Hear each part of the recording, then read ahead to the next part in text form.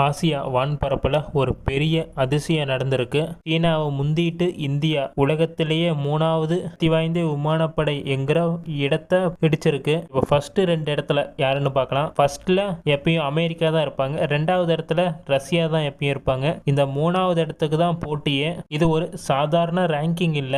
இந்த ரேங்கிங்கை எப்படி பண்ணாங்க, எப்படி பாயிண்ட்ஸ் கொடுத்தாங்க, எல்லாத்தையுமே வீடியோக்குள்ள போய் பார்க்கலாம். வாங்க வீடியோக்குள்ள போலாம்.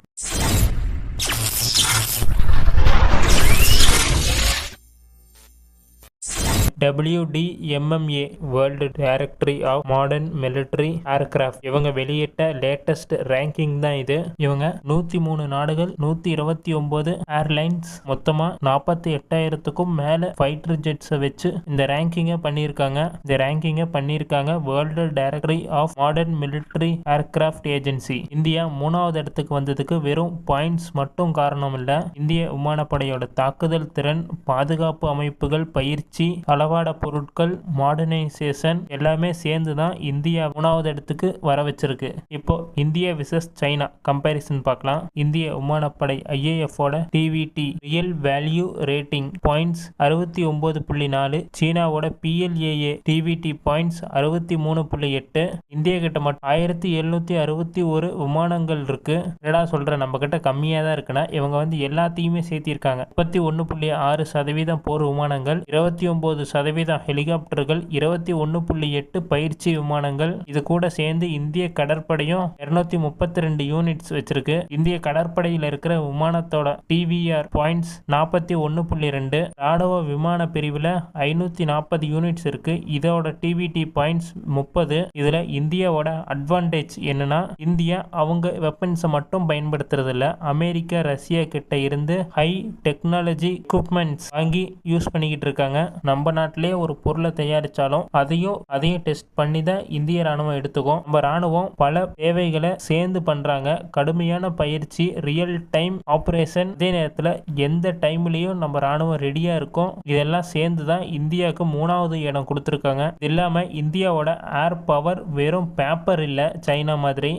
சைனா கிட்ட பெரிய பெரிய technologies, 5th generation fighter jet, air defence system எல்லாமே இருந்தாலும் அது வெறும் பேப்பர் தான். அவங்க இது வரைக்கும் எந்த போர்லையும் ஈடுபடுத்தினதே இல்லை. ஏன் தைவான் ஒரு சின்ன நாடு தான், அதையே அவங்க மிரட்டிக்கிட்டு தான் இருக்காங்களோ தவிர ஒரு ஸ்ட்ரைக் பண்றதோ இல்லை அது போய் பிடிக்கிறதோ எதுவுமே பண்ண மாட்டாங்க. அவங்க மிரட்டியே முன்னாடி இருக்கிற ராணுவத்தை கீழ்பணிய வச்சிருவாங்க. இந்திய ராணுவம் ரியல் டைமா ப்ரூஃப் பண்ணியிருக்காங்க அவங்களோட திறமைய.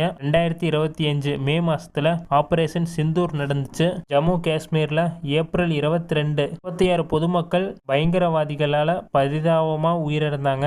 இதுக்கு இந்தியா பாகிஸ்தான் மேல 11 முக்கியமான இடங்கள்ல துல்லியமா ஏவுகணை தாக்குதல் பண்ணாங்க. இது இல்லாம முதல் முறையா பிரமோஸ் சூப்பர்சோனிக் மிசைல் பாகிஸ்தான் ஏர் பேசஸ் மேல பயன்படுத்தப்பட்டுச்சு. இது இல்லாம 12 இருந்து 13 ஃபைட்டர் ஜெட்ஸ, ரேடார் கமாண்ட் யூனிட்ஸ, ரன்வேஸ எல்லாத்தையுமே துல்லியமா நம்ம தாக்குதல் பண்ணோம். எதுவுமே மிஸ் ஆகல. முக்கியமா இது இல்லாம ஒரு போர்க்கலன்னு வந்துச்சுன்னா 2 பக்கமே டேமேஜ் இருக்க தான் செய்யும். இந்தியாவுக்கு சின்ன சின்ன டேமேஜ் இருந்துச்சு தான், ஆனா பாகிஸ்தானுக்கு இது ஒரு பெரிய அடியா இருந்துச்சு. இந்த சிந்தூர் ஆபரேஷன்ல இந்திய கடற்படை கூட ரெடியா இருந்துச்சு. மே 9-10 இரவு 11 மணி காட்டம் அபிஷியல் வார்னிங் கொடுத்துருந்தாங்க பாகிஸ்தானுக்கு. இந்திய கடற்படை இடத்துல பாகிஸ்தான் என்ன பிரச்சனை பண்ணியிருந்தாலும், நம்ம இந்தியால இருந்து ஏதாவது ஒரு அட்டாக் சிக்னல் கிடைச்சிருந்தாலும் பாகிஸ்தான் இன்னைக்கு இருந்திருக்காது. நம்ம கடற்படை அவங்க ஃபுல்லா தரைமட்டமாக்கி இருப்பாங்க பாகிஸ்தானை. நம்மளுக்கு பாகிஸ்தான் அடிக்கிறதுல விருப்பமே இல்லை. பாகிஸ்தான்ல இருக்கிற பயங்கரவாதிகள் இடத்துங்களை மட்டும்தான் நம்ம குறிவச்சு அடிக்கிறோம். 1971 போருக்கு அப்புறமா